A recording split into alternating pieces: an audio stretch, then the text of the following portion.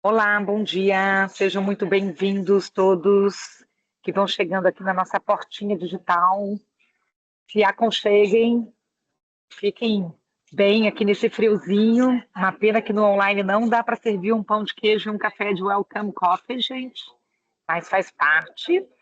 Então, queria primeiro agradecer a presença de vocês, que seja aí a, uma manhã, né, de aprendizado, de compartilhar conhecimento para quem está vindo pela primeira vez. Nós temos feito essas sessões de lives esse ano, promovidas pelo PEC Advogados, com a intenção de aprofundar conhecimentos regulatórios setorizados em termos de direito digital, novas tecnologias. Então, nós temos feito essas agendas para que o mercado caminhe junto. Então, sejam todos muito bem-vindos. Eu sou a professora e doutora Patrícia Peck, eu sou CEO, sócia fundadora do escritório, e vou passar a palavra aqui em seguida ao Leandro Bissoli, que é o nosso sócio e nosso managing partner aqui do escritório, além de ser quem também tem se aprofundado no tema e nas pesquisas para a área de seguros, e dizer, né, para quem não sabe dessas fofoquitas, mas o doutor Leandro Bissoli provavelmente quem está comigo há mais tempo depois do meu marido. Então, meu marido, Rômulo Pinheiro, estamos casados há 23 anos e acredito que o Leandro fez esse ano 20 anos de banca, não é isso, Leandro? Então, por favor, a palavra é sua. Obrigado, Peck. Bom dia. É isso mesmo, já fazem 20 anos já. Como passa rápido, né, esse tempo. Mas agradeço as palavras. Dá um bom dia aqui, boa tarde para Passa um quem que tempo só esteja para aí você. Não sei no do que você está fuso. falando, só passa o tempo para você que está aí com essas suas entradas, ficando mais careca. Eu não, aqui, ó, tô tentando fazer uma manutenção de vez em quando para poder me manter assim naquele look de, bem, 20 anos atrás eu tinha 30 anos quando a gente se conheceu. É, 30? isso Olha mesmo. só. E Eu estou você era próximo um disso. meninão também de 25 anos. Era isso aí. É mais ou menos essa idade. Vamos manter Gente, deixa eu nessa contar mais faixa. um pouquinho de fofoca para vocês. Quando eu conheci o Leandro, enquanto esse pessoal vai acessando aqui, ele estava fazendo direito na São Bernardo do Campo, mas ele já era um as de tecnologia, já tinha entrado em arquitetura, ele já era sócio de uma produtora web, já comandava equipe, já estava assim causando no desenvolvimento de sites, softwares, campanhas. E se estamos falando de 30, de 20 anos atrás, então isso foi, estamos em 2000 e não, peraí, deixa eu pensar, tô até confusa. Peraí, não, 25, 2005? 2005? É isso? É Isso aí. isso, gente. Eu fundei o escritório em 2004 e, na sequência, o Leandro entrou, mas só para você saber um pouquinho mais, já vou dar a palavra aqui para ele, que eu sempre gosto desse mundo de caras, assim, esses bastidores aqui das estrelas. Eu queria um estagiário, e aí ele pegou e disse que podia indicar alguém. Falei, ai, que bom, porque a gente estava fazendo já um trabalho junto, um projeto juntos, né, envolvendo comunicação digital, internet, tudo isso. E aí, quando eu vejo, ele mandou o currículo dele, de estagiário. Eu falei, eu não posso pagar você é muito caro, não tenho verba para um estagiário desse cacife. E aí ele veio dizendo, não, Peck, pode deixar, eu quero entrar mesmo no direito digital, vai ser muito bom ir para aí. E aí foi assim, e estamos juntos desde então. Então, como ele é, sabe, mais não conta muito essa história. Eu estou aproveitando contando aqui para todos vocês, depois que a gente tiver a chance de falar com o Leandro, tomar um café, porque ele lá atrás, assim como eu enxerguei essa junção do direito e da tecnologia, no dia que ele me conheceu, que a gente conversou num projeto, ele ficou mordido por esse mosquitinho do direito digital e pensou, pô, vou formar também em direito, vou fazer o que da vida? Vou ser um advogado ali de áreas tradicionais, não, vou entrar já nesse barco aqui do direito digital e a gente agora é dominação total. Não existe direito sem ser direito digital. É isso mesmo. Obrigado, até obrigado por lembrar, mas foi isso mesmo que aconteceu, Peck. Obrigado aí pelo início aqui do evento em si. Muito bom, né? Boas lembranças em si, que venham muitos anos. Bom, pessoal, gostaria de novo aí agradecer, dar boas-vindas em si, a presença de cada um aqui no evento. É, Hoje estamos aí com a sala virtual quase já cheia em si, temos aí muitas pessoas entrando aqui, o lobby não para de bater, o que é muito bom. É um tema que impacta aí diretamente o nosso dia a dia e o futuro também dos negócios aqui no Brasil. Esse é um ponto muito interessante. E para esquentar em si aqui, antes de eu passar para minhas colegas, a gente sabe que quem está aqui na live em si participando conosco, a gente está vivendo esse período de transição relevante nesse tema, né? Quem atua aqui na área, tanto a Letícia, a Grazi, que vão fazer aqui as apresentações, como o Glauber Monteiro, também que só está há mais de 20 anos atuando aqui, sabem qual eram os desafios que tínhamos no cenário anterior, né? Até pouco tempo, os contratos de seguro eram disciplinados ali pelas regras do Código Civil, que, convenhamos, já estavam ou se mostravam não tão adequadas ou insuficientes para lidar com essa complexidade, né, que o mercado se transformou. Vivíamos aqui como escritório com os nossos clientes do setor, enfrentando divergências de interpretação de tribunal, assistindo a um crescimento exponencial de novos produtos, novos riscos securitários, eles vários impulsionados pela área que nós atuamos, e por isso que estamos próximos desse setor, que é a tecnologia, a economia digital, e se novos produtos foram criados, cyberseguros, entre outras coisas, por conta disso, e a legislação a gente sabe que não acompanha esse ritmo em si, né? Faltava esse chão, e aí por isso a lei aí 15.040 de 2004 se tornou um divisor de águas, e todo mundo se debruçando nela, exatamente para entender, né, quais são os pontos. E aí eu não vou ficar fazendo spoiler, mas para traduzir, né, e para trazer essa teoria, e aí eu acredito que quem está participando aqui conosco dessa live já teve a oportunidade de fazer essa leitura, né, trouxe aqui os especialistas para falar aqui com vocês, né? Então, quem vai guiar hoje aqui essa nossa conversa e trazer esses temas, temos aqui duas advogadas especialistas aqui, a Grazi, nossa coordenadora, a Letícia, nossa advogada que atua especificamente também nessa área de seguro. Temos a Letícia Rampieri, a Grazi Rosa e o Glauber Monteiro em si, que só está mais ou menos uns 20 anos atuando. Também não vou ficar falando muito dessa parte de idade, porque deixa para lá, né? Mas mais de 20 anos atuando no setor em si, em cargos de gerência jurídica, de compliance em si. Então, só antes de passar a palavra já para a Letícia, e aí eu vou deixar que vocês também se apresentem, eu diria aqui que eu recebo sempre um puxão de orelha virtual aqui do Gustavo, que coordena aqui, e parabéns, Gustavo, do nosso time aqui pela organização, que são os avisos que eu diria que não podemos deixar de falar. Material aqui, o material de apoio, esse material de apresentação e a gravação em si, vai ficar disponível para vocês vão receber um link depois no e-mail cadastrado, para quem tiver o interesse, baixar esse conteúdo. Dúvidas, perguntas aqui durante a live, vocês podem mandar pelo chat aqui, temos um time que está acompanhando aqui as interações e vai interagir com vocês. E além disso, não é muito importante acompanhar de perto a nossa agenda de eventos. O Gustavo falou que esse semestre já está encerrando os eventos aqui do PEC, mas já no próximo semestre, que é aquilo, né? Próximo semestre faltam 2 semanas, né? Tipo assim, o semestre que vem daqui a 2 semanas, né? Começam já uma série de eventos em si, uma programação intensa de lives sobre os temas em si, que está principalmente de IA, transformação digital, segurança da informação e cibersegurança. Então, estejam conectados nesses temas, estejam acompanhando as nossas agendas. E, Letícia, bom dia e passo a palavra para você. Uma boa apresentação. Obrigada, Leandro, pela introdução. Primeiramente, eu gostaria de dar bom dia a todos, sejam bem-vindos. Agradecer aí também a todos os convidados, né, pela presença, em especial aí o Dr. Glauber, que se disponibilizou a estar aqui conosco para esse debate. Como o Leandro introduziu, o objetivo dessa live é debatermos os principais impactos, né, e desafios que a Lei 15.040 de 2024 nos trouxe. Essa lei foi denominada aí como Marco Legal dos Seguros e foi uma das maiores reformas legislativas nesse setor securitário nas últimas décadas, né? Então, é uma legislação que está guardada há muitos anos, ela busca modernizar a disciplina dos contratos de seguro, vai conferir uma maior segurança jurídica, previsibilidade e equilíbrio às relações entre as seguradoras, os corretores e os demais ali atuantes nesse mercado.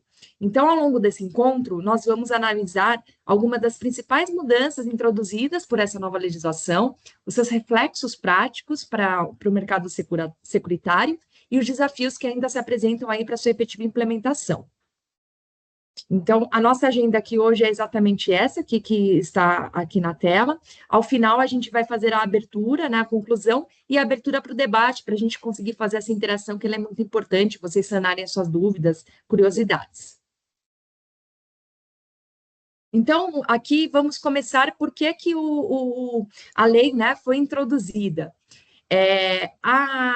Vale destacar de início que a adoção de uma legislação própria para contrato de seguro, ela aproxima o Brasil dos mercados que são mais maduros hoje. Então, a gente tem como exemplo o mercado de Portugal, na Espanha, França, Alemanha, ali no nicho europeu, que há muitos anos já contam ali com marcos regulatórios específicos para o setor. No Brasil, até então, antes da vigência dessa legislação, o Código Civil que dispõe ali todo o capítulo específico de seguros, mas não era uma lei tão ampla e tinha muitos gaps ainda, que proporcionava grandes discussões e também uma insegurança jurídica. Então, como eu disse inicialmente, essa lei ela traz ali uma previsibilidade e uma maior segurança jurídica. Então, no cenário anterior, nós tínhamos ali essa disposição no Código Civil, agora a gente tem essa lei específica, as regras ali consideradas insuficientes para o mercado, hoje ela amplia, né, essa segurança jurídica por meio do detalhamento dos direitos e obrigações das partes.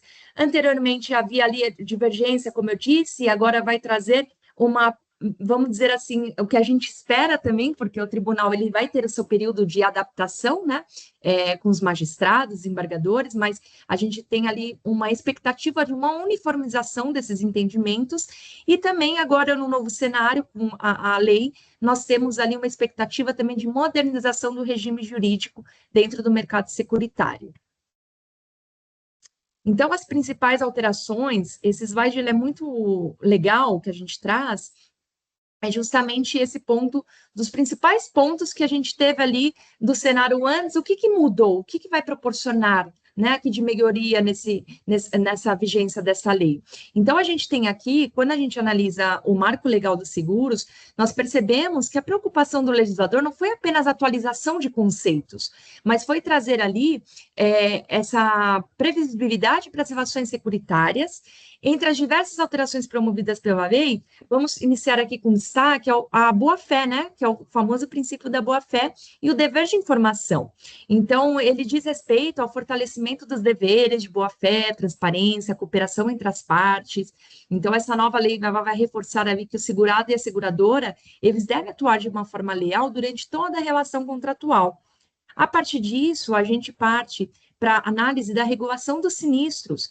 Esse ponto ele é muito importante. Quantas discussões já tivemos sobre regulação de sinistro no mercado, né? Então, ele é, querendo ou não, a disciplina que eu acredito que seja a mais detalhada.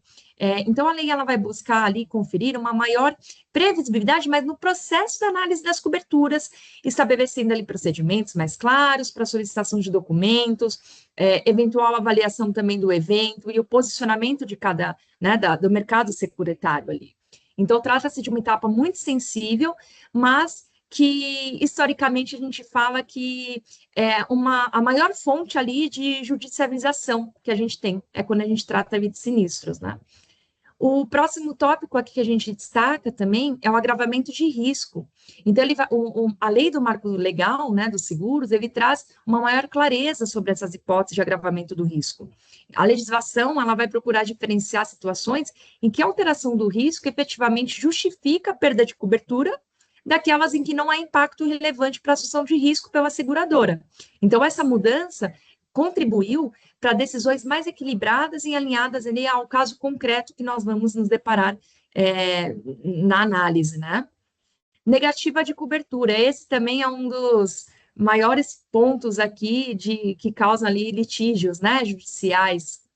Então, em relação à negativa do seguro, a lei no marco legal do seguro, ela reforça a necessidade de fundamentação adequada por parte das seguradoras.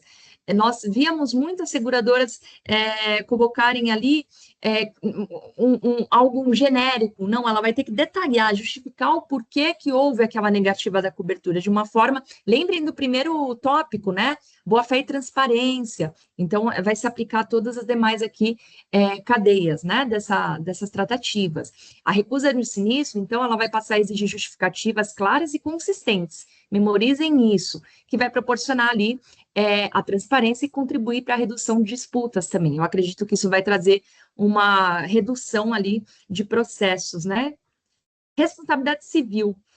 O seguro URC, que a gente fala seguro URC, ele é um dos temas que recebeu um tratamento mais detalhado por essa nova legislação. Até então, no cenário anterior, nós não tínhamos nenhuma legislação específica que tratasse da responsabilidade civil, né? Falando em lei aqui, eu não estou entrando em normas SUSEP, circulares, enfim, em legislação legal, dispositivo legal não regulatório, tá? Então, a lei, agora com essa vigência, ela estabelece regras específicas sobre direitos e deveres do segurado, da seguradora e até dos terceiros prejudicados. E vai trazer também esse ponto, uma maior segurança jurídica aí para o segmento, diante do aumento, né, dos riscos profissionais que nós temos, empresariais e também tecnológicos. O seguro de RC, ele é muito amplo, tem várias modalidades de seguro, e aqui, estando numa casa de direito digital, a gente reforça também que temos ali o seguro cibernético, né, o cyber, que é muito importante também. A questão dos seguros coletivos, a legislação ela busca esclarecer ali um papel entre a responsabilidade dos diversos participantes da relação securitária, especialmente da seguradora, o estipulante e os segurados. Nós tivemos uma discussão muito relevante, até no STJ, que todas as seguradoras ficaram na expectativa ali de como eles iriam proferir, né, um entendimento em relação ao seguro coletivo, principalmente na questão de estipulante. Então, o objetivo com essa nova lei é aumentar a transparência e reduzir conflitos relacionados à comunicação de informações, alterações contratuais e o exercício de direito pelos participantes. Então, aqui para o fechamento, essas são apenas algumas das principais mudanças, tá? A lei ela é muito extensa, nessa live a gente está sendo um pouco mais macro, para passar aí um overview nesse cenário para vocês dessa lei. Então, embora a legislação ela trate, né, diversos outros aspectos das relações securitárias, os temas que a gente destacou aqui vão refletir os pontos que, historicamente, geraram discussões relevantes para o mercado, né, e que agora passam a contar aí com uma disciplina mais detalhada e específica. Então, o que vai mudar na prática aqui? A gente tem a boa-fé objetiva reforçada.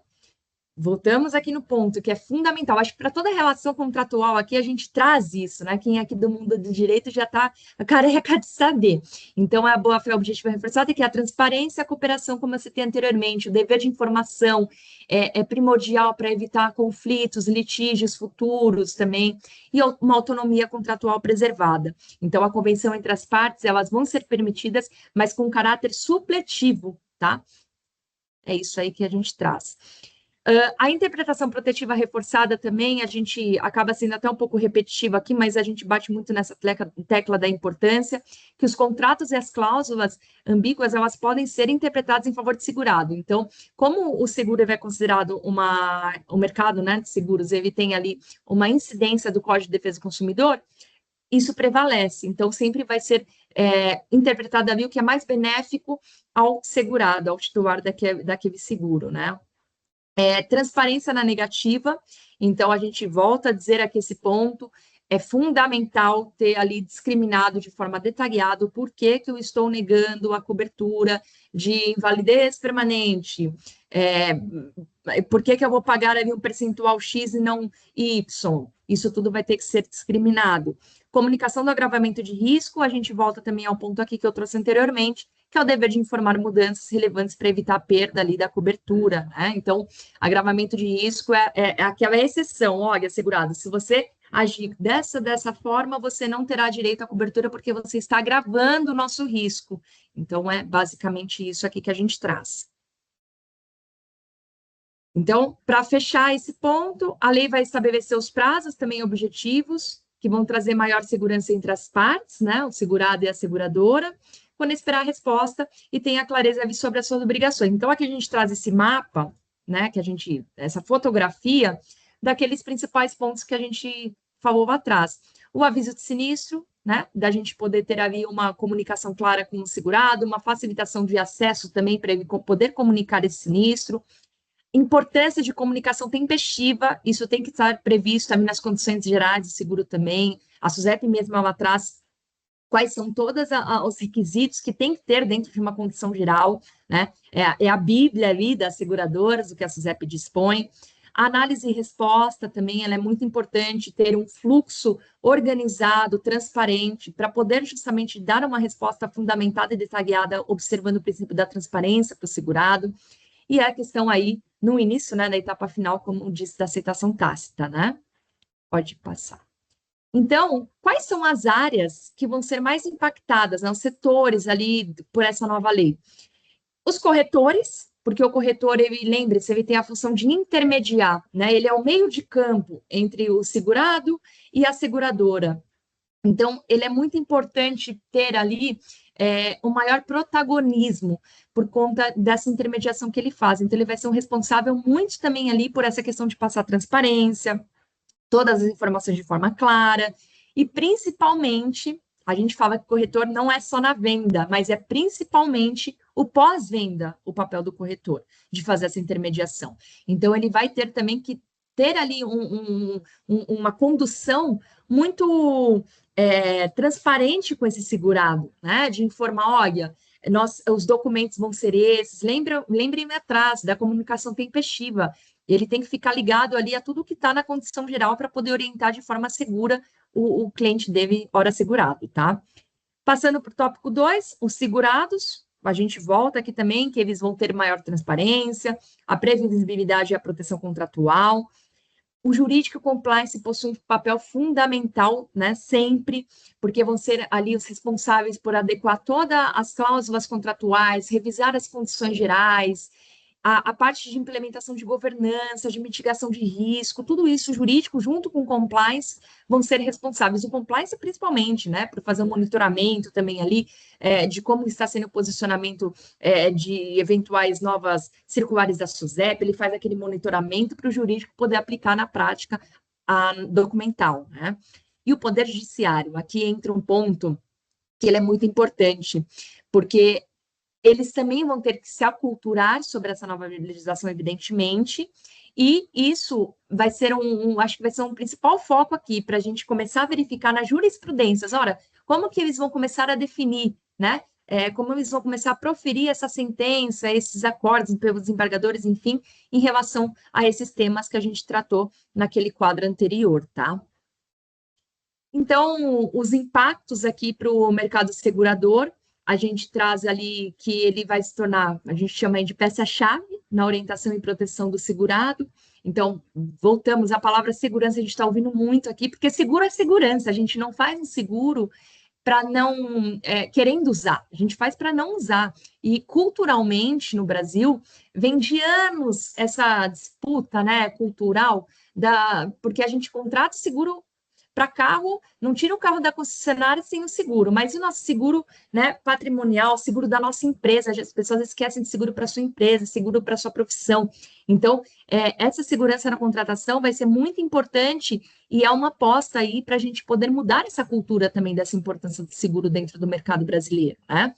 Uma orientação ativa, que também a gente volta nessa fala, esclarecimento, transparência dos deveres e informações das condições de segurado, que vão ser papel de todos ali dentro da cadeia dessa relação de consumo, e a clareza nas propostas vinculado a esse ponto que eu falei anteriormente, tá?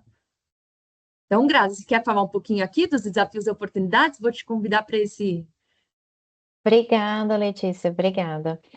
Aqui, como nós vimos, o Marco Legal de Seguros tem mais de 100 artigos, então, de fato, aqui o nosso propósito não é esgotar todos eles, mas trazer insights do que pode impactar, dos desafios, e também aqui a gente destaca as oportunidades, né? Identificando ali pontos favoráveis também desse Marco Legal de Seguros, o que atrai também um mercado maduro e também mais investidores, aí, mais investimento quando a gente pensa no âmbito global.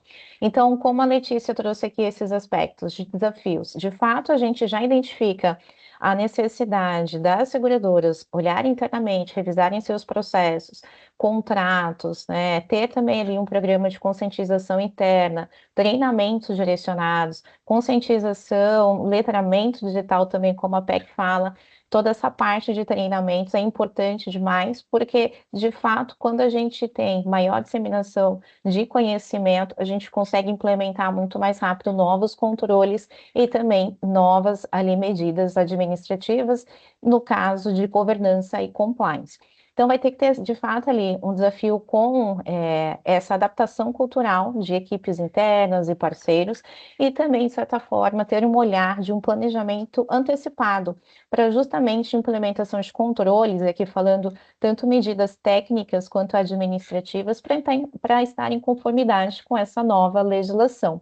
E, por outro lado, quando a gente fala de oportunidades também, a gente pode identificar em uma perspectiva de que, havendo maior clareza e previsibilidade nessas relações estabelecidas, segurado, seguradora, haverá também ali uma redução de litígios. É uma perspectiva. Pode ser que, de fato, a gente tenha ainda várias questões a serem melhores ali, esclarecidas, alinhadas, de acordo com o entendimento também dos dispositivos legais. Uma outra oportunidade aqui que a gente pode verificar é o fortalecimento do mercado, da confiança entre segurados, corretores e seguradoras. E também aqui, então, esse maior leque e maior credibilidade competitiva do mercado. Então, não só em desafios, mas a gente consegue também identificar mais oportunidades também em relação ao que a gente fala do mercado, do setor. E em relação a tendências e perspectivas futuras, então apresenta sim o Marco Legal dos Seguros, importante avanço regulatório, e acaba aqui que nós temos também um futuro no setor voltado para implementações de inovação tecnológicas. Então, aqui a gente já identifica, sim, uma perspectiva futura de maior implementação de inteligência artificial, como automação da subscrição e análise de riscos, de regulação de sinistros. E aqui também, quando a gente fala de inteligência artificial, é importante ter atenção às medidas de governança, implementação de políticas, de regras específicas para a utilização também da IA. A gente tem também uma perspectiva e uma tendência de maior integração de compartilhamento de dados, assim como a gente teve ali a tendência do Open Banking. Seguro cibernético, como a Letícia comentou também, há uma crescente tendência de expansão das coberturas em razão de toda a evolução tecnológica que a gente acompanha no cenário atual. Também é aqui uma perspectiva e uma tendência em relação ao fortalecimento de governança, quando falamos em privacidade e proteção de dados, sim, para estar compliance também com a nossa LGPD, e novos modelos de negócio, produtos e serviços de fato mais direcionados e cada vez mais personalizados em relação à inovação tecnológica. Então, aqui são tendências que a gente já consegue identificar diante desse novo cenário, né, diante desses avanços que tivemos no setor. E aqui, para a gente trazer alguns pontos de conclusão também, Letícia, fica à vontade para comentar. Sim, de fato, apresentou a reforma, né, em relação a esse ponto, de vários aspectos que tínhamos antes apenas regulado dentro do Código Civil, e aqui a necessidade de olhar com maior cautela e ter essas previsibilidades, revisões internas operacionais das seguradoras, sim, de fato, para estarem adequadas a essa nova regulamentação. Buscou-se também aqui o legislador ampliar a segurança jurídica, a previsibilidade e o equilíbrio das relações securitárias. O mercado, ele enfrenta esse processo de adaptação contratual, operacional, no âmbito regulatório. É possível também identificar a evolução dos riscos que continuarão influenciando na própria jurisprudência, entendimento. A gente sabe que a consolidação da jurisprudência ainda vai caminhando, né, de acordo com todos esses novos dispositivos, e aí vai ter, de fato, ali algumas questões que possam ter, né, uma margem interpretativa, que de fato vai ser ali um posicionamento da jurisprudência à frente. Inovação tecnológica e novos modelos que exigirão, sim, constante evolução no setor. Quando a gente fala sempre aqui no ambiente digital, né, nessa evolução que a gente vê constante no cenário em relação à tecnologia. Letícia, fica à vontade também para comentar aqui sobre Perfeito. esses pontos. Perfeito, é isso, pessoal. Assim, eu não tenho, a Grazi apresentou muito bem. Eu acredito que, em resumo, aqui a gente pode trazer em uma palavra, né? É um desafio. Toda nova legislação ela tem ali um período de adaptação, é desafiadora para todos ali que estão dentro da cadeia, né? Então, as seguradoras, os corretores, os segurados, os beneficiários, a gente não pode esquecer deles também, que fazem parte aí dessa cadeia de consumo dentro da relação, né, securitária. Então, vamos abrir aqui para o nosso debate. Nós estamos aqui com o convidado, o Dr. Glauber. Dr. Glauber, se puder se apresentar, fica à vontade. E seja bem-vindo e agradecemos mais uma vez a sua participação. Olá, bom dia a todos, a todas. Estão me ouvindo bem? Sim, estamos ouvindo, doutor Glauber. Da minha entrada aqui, tive que apelar para o celular aqui, que o meu computador, o Wi-Fi realmente me deixou na mão hoje. Quero agradecer demais o convite que foi me feito, né, pelo Leandro, meu amigo Leandro, já que ele falou 20 anos, mas o Leandro, já estou quase caminhando para 30 já de seguro. Boa parte das pessoas aqui sequer eram nascidas, eu já estava ali na luta do nosso mundo de seguros. Agradecer também a você, Grazi, a você, Letícia, ao Gustavo também, né, que deve estar aqui também na sala, que me apoiou bastante aí nos últimos dias. Foi uma aula, viu, Letícia? Para falar a verdade, eu estou mais aprendendo aqui, né, do que eu vou poder ensinar. Mas, de certa forma, deixa eu me apresentar, meu nome é Glauber, estou no mercado seguro aí já tem 28 anos, já tive participações em grandes seguradoras, tive a honra também de trabalhar em grandes seguradoras no mercado, né? Estou num momento de transição de carreira, mas estou ainda focado bastante, né, nessa nova lei, estou podendo ter a oportunidade de participar de alguns debates, né? E vou evitar, nesses 10, 15 minutos que eu tenho aqui, o uso do juridiquês e do segurês, né? Porque a gente tem um público aqui que talvez, né, não esteja tão ligado a algumas nomenclaturas que são fundamentais, né, dentro do nosso segmento, mas até para evitar, viu, Leandro, você sabe que até alguns dias atrás os juízes ainda, em sentenças, né, eles decretavam pagamento de prêmio, né, como sendo o valor do capital segurado, da indenização, né? Então ainda, né, você percebe que precisa ter aí um esclarecimento, né, sobre as nomenclaturas, que são técnicas e que fazem parte. Bom, partindo aí do que foi exposto, antes de falar, eu quero falar um pouquinho mais de oportunidades, tá, gente? Porque eu estava dentro de uma grande seguradora quando é um projeto bastante antigo, né? Um projeto de lei de mais de 20 anos. Então, vejam que as seguradoras estavam se preparando para esse momento, né? Nenhuma seguradora foi pega de surpresa com o que determinou a nova lei, um novo marco legal. Então, muito se discutiu problemas e pouco se discutiu oportunidades, né? Eu acho que ainda é uma tendência muito grande, acho que é do humano, de uma forma geral, do ser humano, de uma forma geral, né? De uma mudança, não conseguir encontrar as oportunidades, e sim, né, acabar gastando muita energia, se dedicando muito, tendo muito tempo com problemas que sequer, né, vão surgir, sequer vão aparecer, né? Então, é mais do que o Código Civil, né, que era um capítulo do Código Civil de 2002, a gente ainda estava sendo regido por um decreto de 66. Então, vejam, gente, vejam que há entre 66 e 2026 né? Um hiato bastante grande que a gente já poderia ter aprendido outras coisas, né? A Letícia falou do direito comparado, né? Aí a Portugal, a outros países mais desenvolvidos, né? E com uma expertise maior, né? Em seguros, né? A gente ainda tem bastante a aprender. Mas vejam, a gente está falando de uma atividade econômica, né? Acho que foi a Graziella falou aí dos investimentos, né? Que ainda podem ser feitos, e sendo uma atividade econômica, quem investe, ele quer um retorno, deseja um retorno, né? Se não fosse assim, bastaria deixar numa aplicação mais segura aí, ganharia 12% ali ao ano de uma forma bem segura e tranquila, não saindo de casa, né? Não tendo que se preocupar com absolutamente nada. Mas veja, o que também foi dito pela Letícia da boa-fé, a boa-fé ela tem que ser recíproca. A boa-fé ela tem que surgir naturalmente de ambas as partes. Eu falo isso porque, além de ter atuado, né, atuo ainda, né, como gestor jurídico, né, eu tive a oportunidade de atuar como ouvidor substituto na última empresa, então tive a oportunidade de ver os dois lados para ter esse tal do equilíbrio.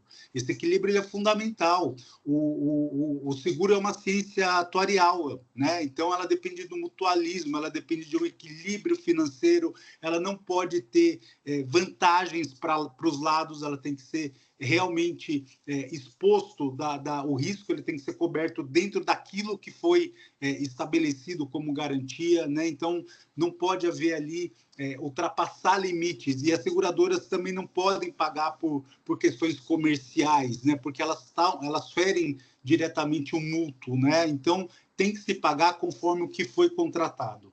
Então, dentro desse cenário, eu acho que assim as seguradoras ficaram por anos tentando implorar quase para a SUSEP para atuar um pouquinho de uma forma mais significativa, mas a SUSEP ela fez algo há muitos anos muito importante, que ela abriu as oportunidades para que as seguradoras pudessem criar novos produtos, sair um pouco mais do mesmo, né? Não só mudar o nome do produto, mas realmente, sabe, e tentar entender do seu cliente o que ele deseja, o que ele precisa. E aí vem um pouquinho do que a Graziella comentou, acho que foi a Graziella, de uma venda consultiva, né? A gente precisa investir também no material humano. Eu vi aqui que também tem corretores participando da live, e é super importante você, que eu digo você, a força de venda de uma área comercial, de uma seguradora, juntamente com os corretores do seguro, primeiro, conhecer os produtos que estão vendendo, né? Conheça profundamente, vá realmente entender, como uma lei que queria, sei lá, a exposição de motivos, né? Um seguro é a mesma coisa. Por qual motivo eu estou criando esse produto? Para quem realmente interessa esse produto? Então, por exemplo, num seguro de vida, tem que ter ali uma compreensão do momento profissional da pessoa, da idade da pessoa, se ela tem família, se não tem família, porque um seguro, na verdade, ele não foi feito para ser uma herança naquilo do que tange a levar para o resto da vida dos beneficiários indicados uma segurança financeira. Não é essa a ideia, né? A ideia é que, na ausência daquela pessoa provedora, durante um lapso temporal, né, que pode ser de 3, 4, 5, 6 anos, aí vai depender, né, da necessidade de cada pessoa, ajudar a restabelecer a família ali durante um período, mas restabelecer, não é que aquilo vai servir para garantir, né, o resto da vida dos beneficiários. O mesmo do seguro de responsabilidade civil. Olha que importante esse tema. Eu acho que tem muitos profissionais liberais aqui que sequer, né, sabem que, até vejam, até um profissional de mão de obra, né, que vem ali fazer uma obra aqui em casa e quebra um cano e me causa um prejuízo, poxa, ele precisa lembrar que ele tem que ter responsabilidade sobre aquele ato, então ele tem um seguro também para cobri-lo, é muito importante. Então, a cultura ainda do seguro é muito ela não é muito exponencial ainda. Pouco se fala do seguro, apesar de representar uma fatia boa do PIB. Eu não sei quanto exatamente, eu ia pesquisar isso antes, mas acabei me esquecendo. Mas, assim, é importante que todos aqui saibam que essa boa-fé, ela vai ditar o ritmo dos negócios e, mais do que isso, a solidificação do seguro, né? Então, veja aí a questão das oportunidades. Eu vejo N oportunidades aqui. Acho que talvez a gente vai ter que até fazer uma outra live, porque, Leandro, acho que você me sacaneou. Ele falou, eu pedia tanta coisa urgencial para ele falou, vou dar só 20 minutos para o Glauber, né, falar para ele agora sair da zona de conforto dele, coisa que ele não fez comigo por anos, né? Então... Que isso, de jeito algum. Era trazer esse tema realmente, os desafios. Então tá bom. Então espero poder cumprir com eles. Olha, foi falado do uso da IA, né? A IA, gente, veio para ficar, isso é fato, né? Isso é um ponto que a gente nem vai discutir aqui, porque não é esse o ponto aqui, que a inteligência artificial vai tirar profissões. Não é sobre isso, é sobre adaptações que temos todos que fazer. Então, vejam, o uso da IA na criação de produtos, né? Por que não circular ali numa determinada região, né? Qual a necessidade de um público específico por meio de IA, né? A questão das obrigações que as seguradoras realmente, né? Eu já estive dentro de algumas, e realmente haviam algumas que davam uma sabonetada, né, em regulação de sinistro, né? Estamos recusando por questões técnicas, né? Poxa, a gente está em pleno século XXI, já indo para... A gente não tem mais que se falar de falta de transparência com o consumidor. Aliás, desde 90... né, com o advento do Código de Defesa do Consumidor, já não tem que se falar, isso não tem que ser mais ponto de discussão entre as seguradoras, gente. A clareza, a transparência, a boa-fé, ela é fundamental. Mas Glauber, e os fraudadores? A gente sabe que no Brasil e no mundo tem um grupo enorme de fraudadores. Sim, temos sim. E olha, infelizmente, dentro do ramo, vou dar um exemplo do saúde aqui, né? Tem uma lei específica, a 9656, que trata do seguro-saúde, mas o seguro-saúde ele é uma referência, né, para o mundo da SUSEP. Por quê? É muita fraude, né? Então tem hoje operadoras gastando milhões para estruturar times antifraude, quando, na verdade, poderia estar investindo milhões em políticas públicas privadas, né, incentivando ali uma faculdade de medicina que tem ali, ou a própria indústria farmacêutica para encontrar vacina e fazer junto patentes, né? Imagine patentes aí, né, que possam beneficiar um grupo de pessoas que têm um seguro-saúde. Então, vejam que existem N oportunidades, mas quando, na verdade, ainda se gasta muita energia com fraude. E é por isso que uma boa parte do que se paga hoje em prêmio decorre disso, né? Então, por que não utilizar da inteligência artificial para ir, né, identificando essas questões, né, e tornando ali mais sustentável o negócio do seguro? A gente estava falando, a gente não pode regredir sob uma ótica de informações ao segurado. Então, por exemplo, hoje na negativa, como foi dito pela Letícia, há necessidade de se indicar claramente qual é o ponto do contrato que não foi atingido, ou qual foi o ponto do contrato no qual a seguradora se baseou aquela negativa, né? Ou seja, a transparência nesse momento pode realmente evitar com que se crie o litígio, porque às vezes o litígio vinha dessa própria falta de informação. Poxa, por qual motivo me negaram o pagamento da cobertura? Agora, realmente, há uma tendência maior, né, a ser dito, olha, estava claro no item tal, das condições tais, e ao invés... a gente não pode regredir também e ter modelos de carta de negativa de 10 laudas. Poxa, na garantia eu vou lá e vou colocar. Não pode ser assim também, né?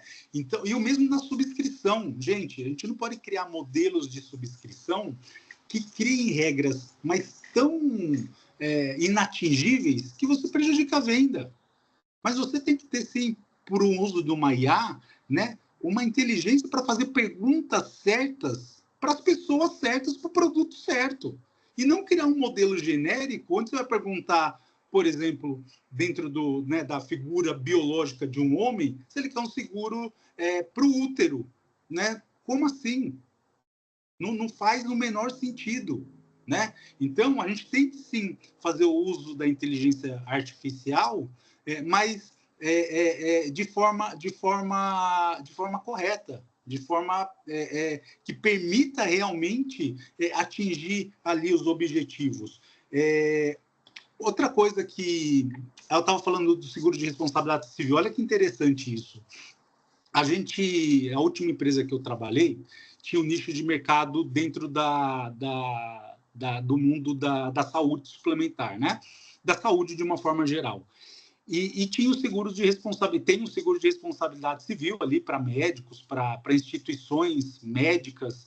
E olha que interessante, eu fui fazer um exame qualquer esses dias e assim, antes de fazer o procedimento, eu acho que eu falei pelo menos umas 10 ou 15 vezes o meu nome, a minha data de nascimento e qual procedimento eu ia realizar. Ou seja, o local possui um protocolo de segurança tamanho que permite com que uma seguradora hoje, por exemplo, fale, então vocês seguem tais protocolos, então eu vou conseguir precificar, vou conseguir lhe trazer um preço muito mais adequado para uma clínica ou para um laboratório ou para um hospital que não tenha nenhum padrão de segurança, de ISO, ou que seja qualquer outra coisa que o valha. Né? Então, fazer essa jornada junto ao cliente, identificando, inclusive, propondo para ele melhorias que possam culminar ali num desconto no pagamento do prêmio, né? numa redução, não digo nem desconto, mas numa precificação atuária, técnica atuarial mais concreta. Né? Outra coisa que eu vejo como oportunidade, eu já vou encerrar, gente, porque eu quero que o público também tenha o seu tempinho aí. É o uso do Visual Law e Legal Design. Né? Eu acho que a gente está num momento bastante oportuno, né, de cada vez mais ampliar, né, o uso dessa ferramenta contratual, que ela é muito moderna, né, no que tange primeiro, a trazer informações não só claras, mas que sejam compreensíveis para um leigo.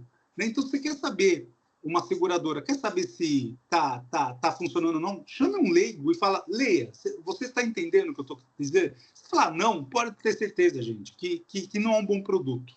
Né? E o uso do Visual Law e Legal Designer é uma oportunidade que as seguradoras têm de fazer isso. Então, eu vou trazer novamente um exemplo da saúde suplementar, porque eu acho que fica mais claro, que acho que todo mundo aqui, de alguma forma, tem acesso, ou uma boa parte de nós tem acesso. O reembolso, por exemplo, o tal do reembolso. Poxa, não tem que se falar mais em dúvida sobre reembolso. O segurado tem que estar consciente de quando ele pagar um valor, ele sabe exatamente quanto ele vai ter de volta. Né? Então, hoje o uso do legal designer, ou seja, você cria um desenho, literalmente, você desenha, você mostra, você fala, olha, você pagará R$400 da sua consulta, você vai ter R$200 por conta dessa classificação aqui do seu produto. Seu produto corresponde a tal natureza, ele tem X de vezes uma tabela que ela pode ser acessada por meio desse QR Code. O Leandro sabe, a gente contou muito com o apoio, né, do escritório em vários modelos de negócio, né, que hoje, no contrato de prestação de serviços, a gente tem ali, né, QR Codes que levam, né, a modelos, por exemplo, de governança, modelos de pagamento, de notas fiscais, como tem que ser, como não tem que ser. Então, facilitou demais, isso deu uma dinâmica muito positiva. Então, eu acho que sim, a gente tem muita oportunidade, mas muita oportunidade.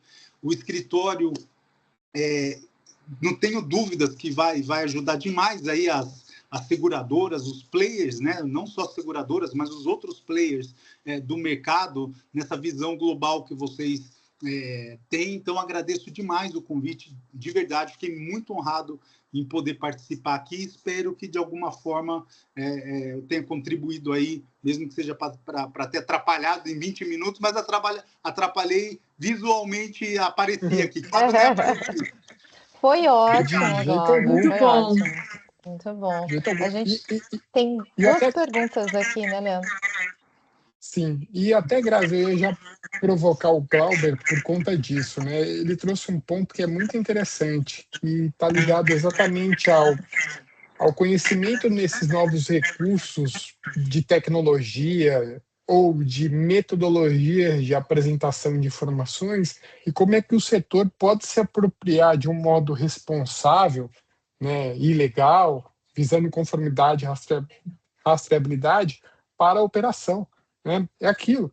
A gente estava conversando outro dia também com a seguradora, para conseguir realizar uma atividade, você chegava no local, preenchia, assinava, vistava 50 papéis quase, e aqueles 50 papéis eram digitalizados e depois jogados fora, ou não se sabia o que fazer com ele. Como é que eu consigo me apropriar da tecnologia para mitigar fraudes, ou reduzir, porque hoje temos tecnologia para suportar isso, acelerar o processo, entender hoje esses ROIs desses indicadores, né? Porque saiu até, Glauber, uma pesquisa recente de uma grande consultoria que eles colocaram que um grande diferencial para esses projetos hoje que envolvem inclusive o uso de IA, entre outras soluções inovadoras, é conseguir montar um indicador financeiro dele. Porque senão você se perde, você não consegue gerar qual é o valor em si. Uma coisa é o valor do tipo, uma eficiência, ficou mais legal, algo parecido, eu estou falando que eu estou usando IA. Bom, financeiramente, está valendo a pena? Tem um retorno sobre isso? Né? A gente está observando, se eu não me engano, até a Patrícia fez um post recente no perfil dela, falando, e a gente está observando essa escalada que é o custo dessa tecnologia, né, de eu utilizar essas IAs, os modelos em si, sem uma governança, e a palavra eu não vou falar que é da moda, mas a palavra que está no radar de todo mundo que está trabalhando com isso é a orquestração dessa tecnologia, né, se tornou fundamental. Senão você não tem o retorno desse investimento, você gera um custo maior, a falta de treinamento, do mesmo modo que você trouxe. Eu me lembro que a gente conversava, né? Pô, seguro a gente sabe, brasileiro gosta de seguro. Sim, seguro do carro. E pronto, só lembra disso. Porque depois o da casa, o da vida, é alguém de um banco que empurrou para ele para ter alguma coisa. O resto do seguro, a gente não tem ainda o hábito, o seguro de responsabilidade civil que você trouxe, pô, é extremamente relevante para o dia a dia de qualquer profissional em si. É muito pouco ainda a adesão do brasileiro a essa transferência ou compartilhamento de responsabilidades, muitas vezes, né? Mas essa era a minha provocação, e aí, Grazi, devolvo para você. Você me permite, Grazi, só para... Porque gente, eu vou embalar aqui, Claro, vai ficar até claro. 3 da tarde, então vou tentar ser bem rápido e falar um pouquinho, Leandro. Você falou sobre você usou uma expressão que não é moda, não. Governança, ele é fundamental. E dentro de uma sociedade, qualquer sociedade, governança é fundamental. Mas a gente está falando de seguro, você falou de uma coisa muito importante. Então, hoje, quando se investe um valor em algo, em algum projeto, há sim uma necessidade de ter um retorno dela. Né? Há sim uma necessidade de ter um monitoramento sobre a eficiência, se aquilo realmente trouxe um resultado positivo para a operação que permitiu, inclusive, eu tentar trazer um preço de um seguro mais adequado. Vou dar um exemplo disso, gente. Hoje, se uma seguradora qualquer for procurada, de uma forma geral, ela tem uma tabela fixa por faixa etária. Então, 0 a 18, 19 não sei quanto, e assim vai. Então, você imagina o seguinte, alguém na minha idade, com 50 anos, que tenha uma vida ativa no que diz respeito em academia, cuidar da alimentação, a ter um bom sono, a se controlar. É justo que eu pague o mesmo valor do que uma pessoa com 50 anos que seja sedentária, tabagista, tenha problemas. É coerente atuarialmente falando? Não é. Então, quando eu tenho acesso hoje, quando eu digo eu, seguradora, eu tenho acesso, por exemplo, a um histórico clínico, é possível ter ali uma criação de modelos mais eficazes, né? Então, a gente ainda tem muito, sim, viu, Leandro, a compreender sobre esse movimento de investimentos, né? Vamos investir? Vamos, mas tem que sim trazer um resultado, não tenho a menor dúvida disso. Desculpa, Grazi. Não, e só aproveitando, olha, Grazi, a gente começa a falar e não para, né?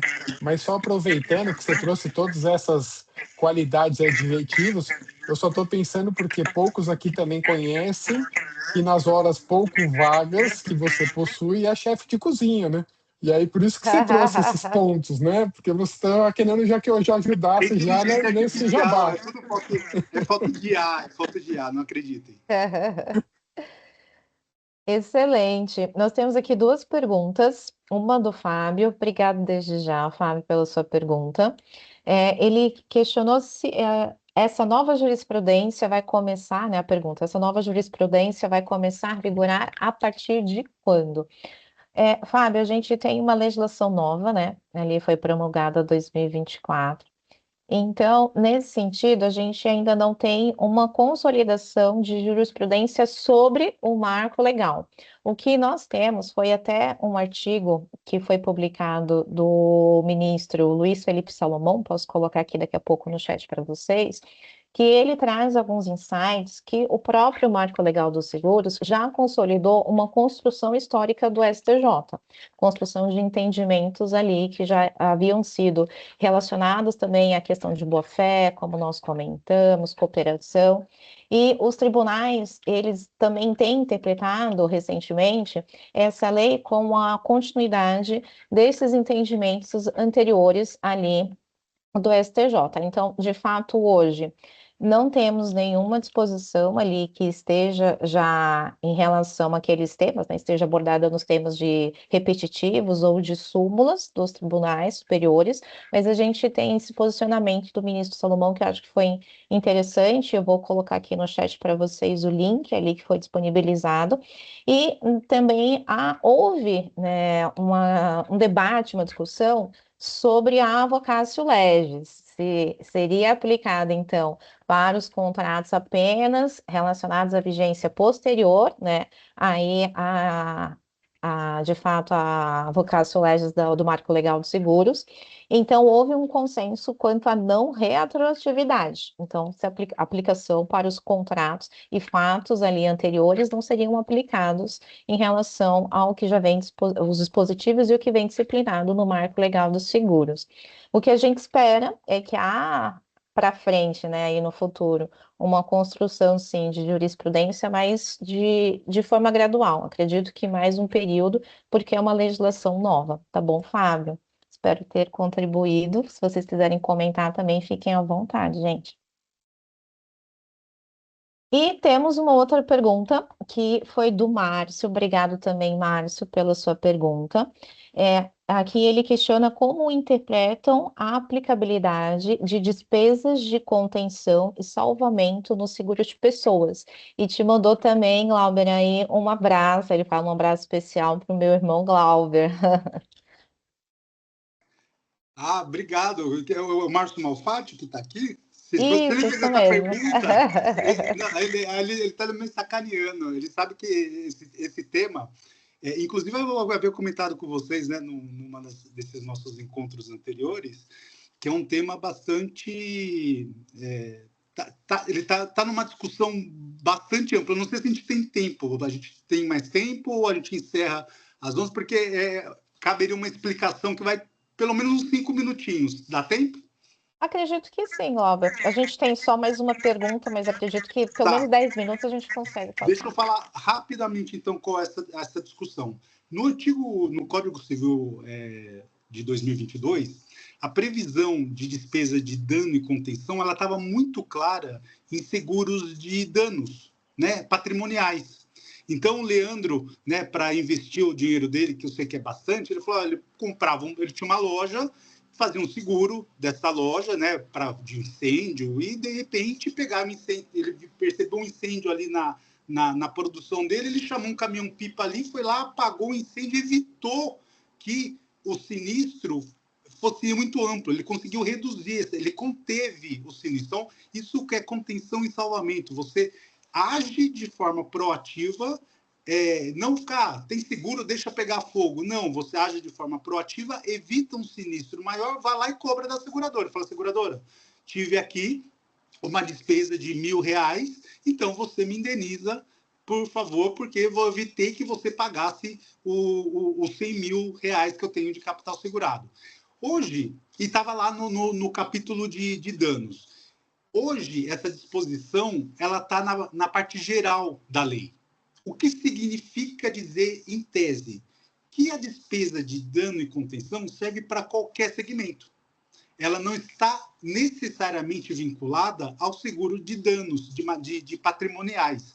Então, em tese, o que o Márcio está falando é o seguinte, alguém tem um seguro de vida, está fazendo uma escalada numa montanha, percebe que está infartando, liga para uma UTI de urgência particular, resgata, leva até o hospital, evita com que ele tenha ali o infarto e morra. Aí ele vai falar para a seguradora, seguradora, eu tive uma despesa ali de R$100.000, que eu evitei que você pagasse R$1.000.000. Olha, eu evitei a minha morte.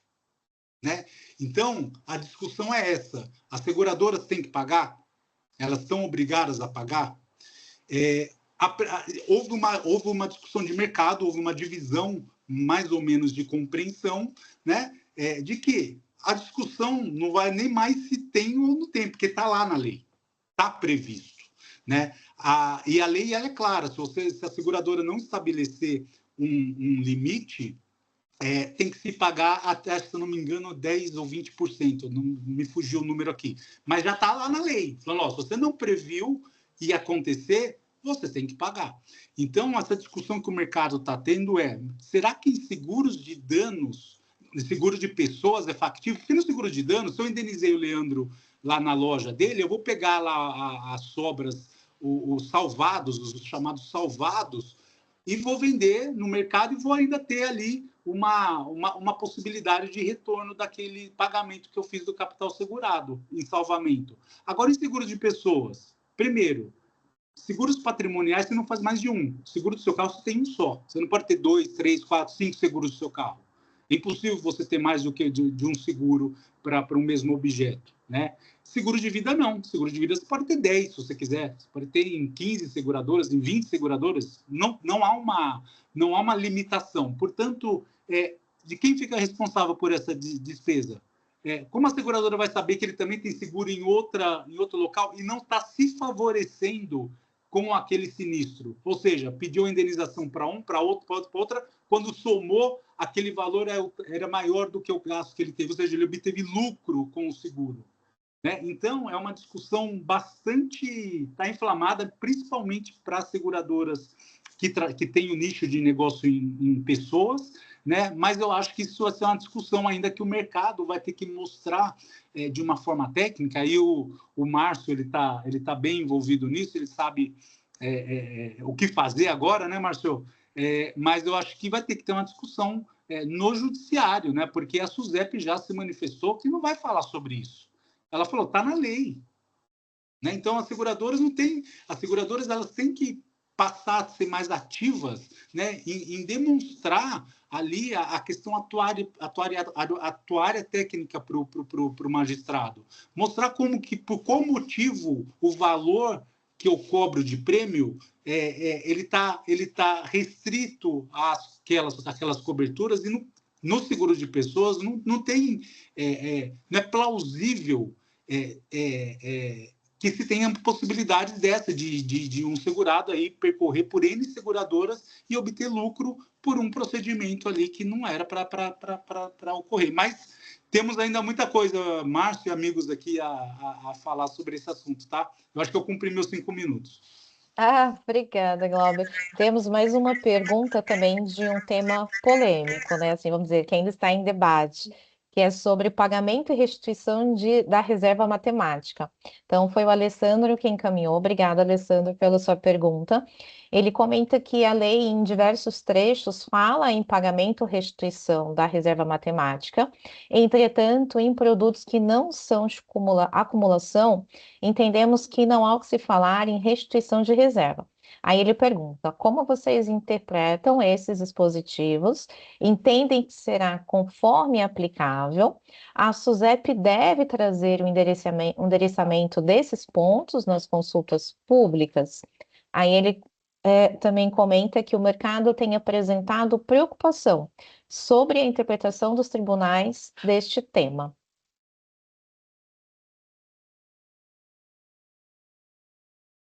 Quer responder? Pode ser. Como preferir. Você quer comentar também, Letícia? Pode dar a palavra, Glauber, aí eu faço um complemento. Tá bom. Que acho que tem vínculo com o que a gente estava falando também. A questão da evolução de reservas técnicas, né? É um tema ainda bastante... Vai ser discutido. Eu acho que ainda não há uma compreensão total, né? E já inequívoca e que não caiba debates. A gente está com 6 meses, né? Um pouquinho mais de 6 meses da lei promulgada. Então, a gente ainda está circulando num caminho ainda nebuloso em alguns aspectos, e esse é um deles, né? Eu acho que vai ter que sim haver uma necessidade, eu não digo da interferência, mas de uma manifestação da autarquia, da SUSEP, em relação a esse assunto, né? Porque isso mexe com um aspecto atuarial, contábil da seguradora, né? Muito mais do que fazer, existe uma contabilidade por trás, né? Então, isso vai ser, eu acho que assim, é um tema bastante relevante e que pode ter certeza que vai ter bastante coisa ainda para se falar dele. Oi, Letícia, pode falar. É exatamente nessa linha, né? Que a gente está entrando num ponto de questão da parte atuarial das seguradoras. Então, a gente brinca aqui com a transparência, que ela deve ser sempre prevalecida também. Então, normalmente as seguradoras elas trazem ali, tem que trazer, né, nas condições gerais essas reservas, como o cálculo é feito, ainda que aquilo para o leigo, né, não é uma coisa tão fácil de fazer leitura, mas ela tem que deixar ele discriminado de uma forma explicativa. E até então, eu não tenho conhecimento da SUSEP ter se manifestado em relação a isso, mas eu acredito, pela minha experiência, já tive a oportunidade também nesses 10 anos aí trabalhando no mercado securitário, de participar de diversas consultas públicas, então tenho particularmente, eu pessoalmente, tá, uma expectativa da gente ter também uma consulta pública acerca dessa discussão, porque querendo ou não, é importante ouvir os players do mercado, ter essa visão, na lei tudo é lindo, né? Mas na prática, como realmente vai funcionar? Então, é muito importante os players trazerem esse posicionamento também nessa discussão. Acho que isso agrega, né? Obrigada. Leandro, acho que a gente já pode encaminhar para o encerramento, aí passo a palavra para você. Obrigada, gente. Não, Grazi, obrigado, Grazi, Letícia, Glauber. Foi uma aula aí uma hora de bate-papo em si, dessa troca em si. De novo, meu amigo, agradeço aí a agenda, a oportunidade de você, que eu sei que está já há um bom tempo fazendo muitos eventos, participando de muito debate sobre esse tema. Letícia também atua nessa área, entusiasta também do tema em si. A Grazi também, todos aí com extremamente propriedade e competência para falar sobre isso. Aqui, Grazi, a minha palavra é encerrar, né, esse bom bate-papo, porque senão nós vamos continuar falando, e convidar todos em si para acompanhar nossas agendas para o próximo bate-papo, e os contatos ficam aqui. Para quem tem alguma dúvida adicional do que nós falamos aqui, mandem aqui para o nosso time, que alinharemos aí o mais rápido possível a resposta. Muito obrigado a todos aqui que participaram conosco. E vou deixar aí um minuto para palavras finais aí para vocês também, Obrigada, pessoal. Obrigado, gente. Valeu aí pela participação e que venham mais eventos como esse, viu? Sabe como eu sou fã aí do trabalho de vocês e estamos juntos, tá? Qualquer oportunidade pode me chamar que eu estou junto de vocês sempre. Obrigado, viu, gente? Muito obrigada a todos. Uma excelente semana. Até mais. Tchau, Muito tchau. obrigado. Tchau, Tchau, tchau. tchau.